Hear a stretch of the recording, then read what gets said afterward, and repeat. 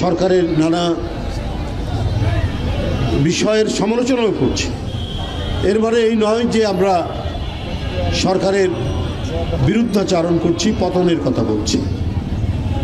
আমরা অন্তর্বর্তীকালীন সরকার বিপ্লবের মধ্যে দিয়ে তৈরি করা, কিন্তু মানুষের প্রত্যাশাগুলো তো পূরণ করতে হবে এই সরকার, এবং সেই প্রত্যাশা পূরণে যদি ঘাটতি থাকে তাহলে গণতন্ত্রকামী রাজনৈতিক দলগুলো জনগণের স্বার্থের কথা চিন্তা করে কথা বলবে, কর্মসূচি গ্রহণ করবে।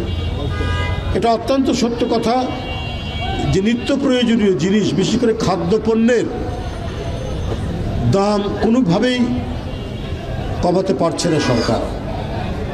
আমরা দলের পক্ষ থেকে বলেছি যে আপনারা মার্কেট ইন্টারভেনশন করুন, সিন্ডিকেট বাসদেরকে ধরুন, যারা আগে থেকে সিন্ডিকেট করে আছে, তারা দুষ্ট চক্র বিভিন্ন জায়গায় তাদের সাথে হাত মিলিয়ে এই কাজটি করে, তাদেরকে ব্যাপকভাবে আইনের আওতায় নিয়ে আসে।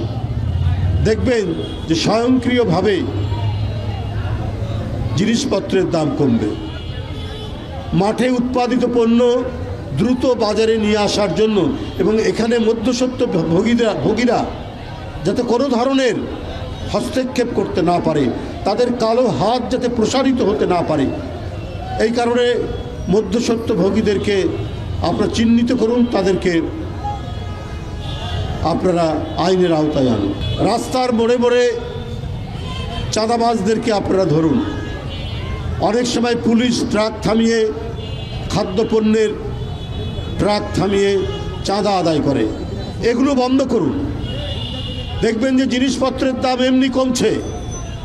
আমরা এটা বলি না যে সরকারের কোনো লোক এগুলোর সাথে জড়িত, তাদের আন্তরিকতা আছে, কিন্তু তাদের উদ্যম কম, তাদের উদ্যোগ কম। তাদের শক্ত প্রশাসনিক নির্দেশনা থাকলে তাহলে রাস্তায় রাস্তায় চাঁদাবাজি হতো না। আপনারা প্রশাসনে যদি শেখ হাসিনার পোকামাকড়দের রেখে দেন, শেখ হাসিনার দোসরদেরকে যদি লালন পালন করেন, তাহলে এইটা কোনোদিন থামবে না। অনাচার সমাজে হবে, সমাজের মধ্যে নানা ধরনের দুষ্ট খত তৈরি হবে।